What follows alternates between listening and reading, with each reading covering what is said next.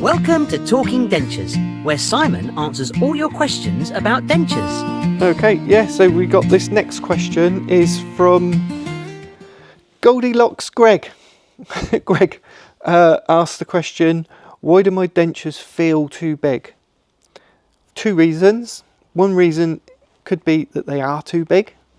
The other reason could be that you've had your dentures for a long time. They've worn down and felt a lot smaller in your mouth, and now you've got the new one, they feel huge. If the denture's made correctly, then the chances are, given a few weeks, those dentures won't feel as big. They'll start feeling a little bit more natural. And I always say to my patients when I'm at that stage of fitting the new dentures, I said, look, they're going to feel big in your mouth.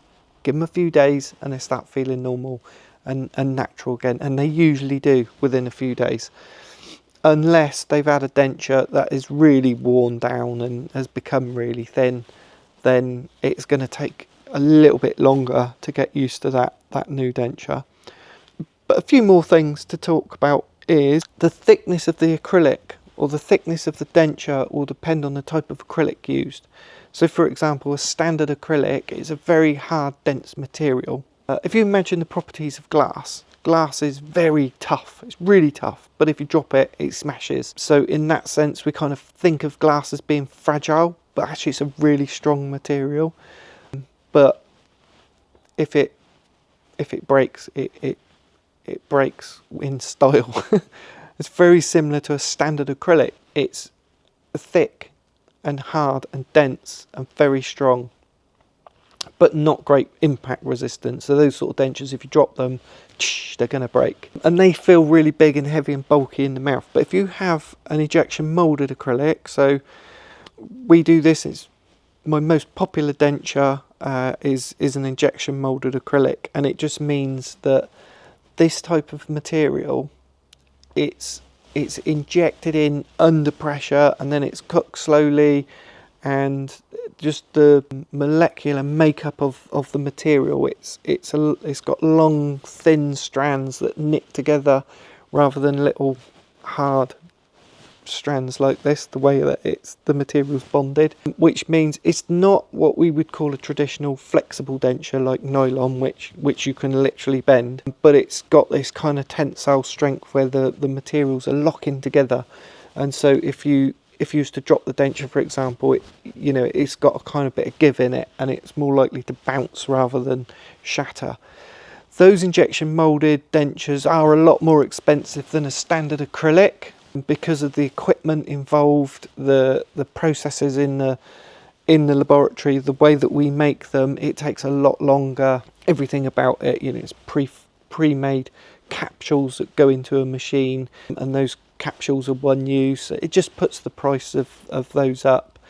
But if you can afford to have an injection molded denture, then it's definitely worth having. Somewhere in between those two is what we call a high impact acrylic. So it's not injected, it's made similar to a standard acrylic, but it's got that impact resistance because it's still got the long chains. The problem with it is that I've found is that it's very good for a few years, and it's certainly really good against impact situations where you might drop the denture. It's far less likely to break.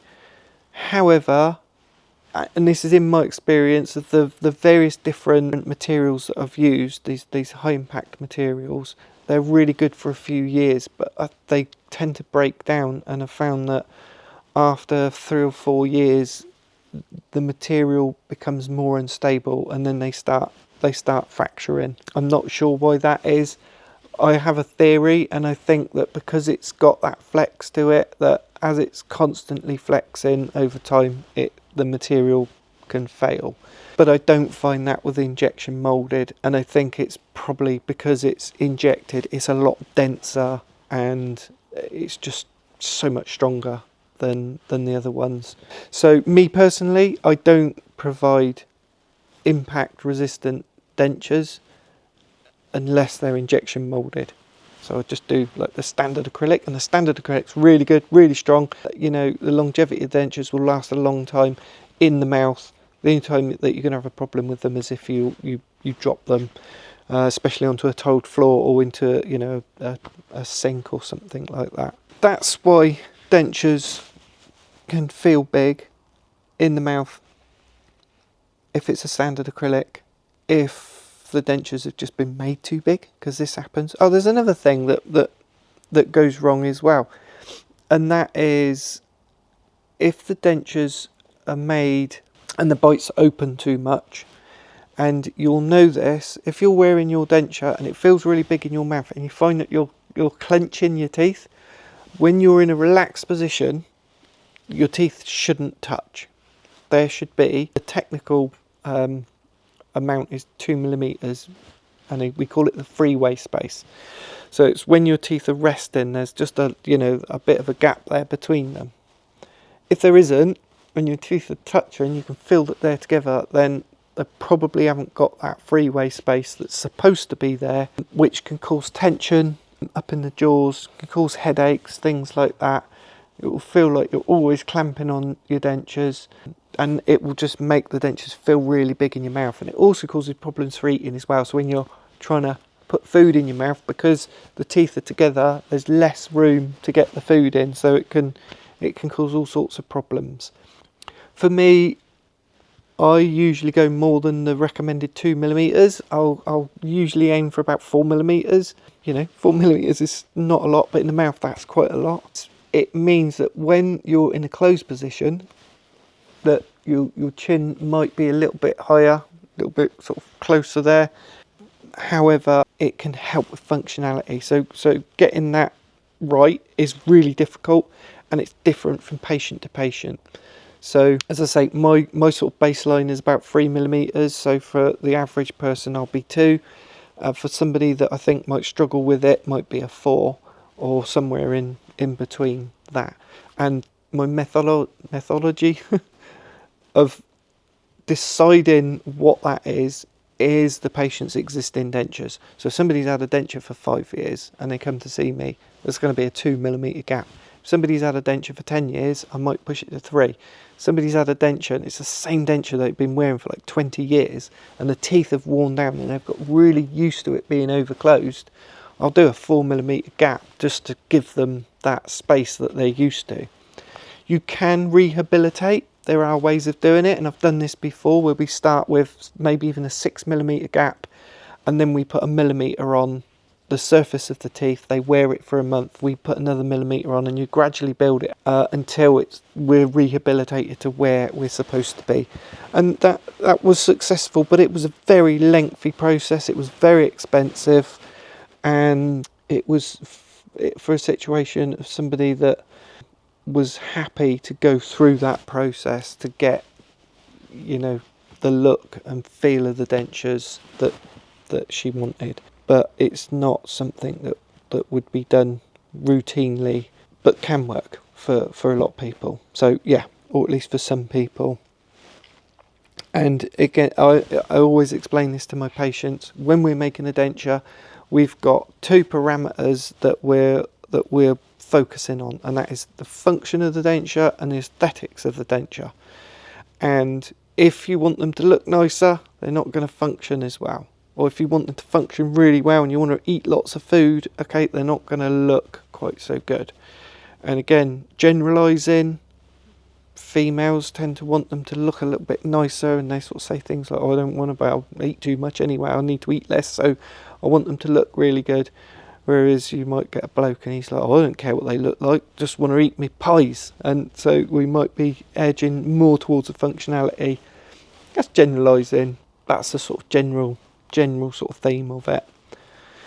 So yeah, so your dentures are going to feel big to start with. If you've worn them, I usually give it 2 weeks. Just say wear them for a couple of weeks. If it still feels a bit big and bulky, book an appointment with me. We'll have a little look and we'll check to see if there's anything we can do. There are things we can do. Sometimes you can take a millimetre of the height off the teeth just to give a little bit more freeway space. Sometimes it might be that the acrylic's just really thick in the palate, and so we can just thin the palate out a little bit. Sometimes the dentures are going back too far in the palate, and that can make them feel big, and patients come in, oh, they're too big, and it's because whoever's made them has just overextended them into the palate, and so we just reduce that down a little bit and then they feel more comfortable. Sometimes the teeth are set in too much, so there's not enough tongue space. That can also make it feel like the dentures are too big, when in fact they're kind of too small, if you see what I mean, because there's not enough tongue space. And there are indicators for that with like tongue biting. Sometimes they might be set too far out into the cheeks, and the indicators obviously for that is you might be biting on your cheeks too much. But there are all sorts of things that we can tweak and adjust a little bit.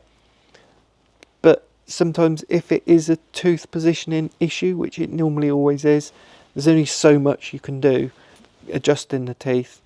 If they're too far out, the denture just has to be remade, but with the teeth in the correct position.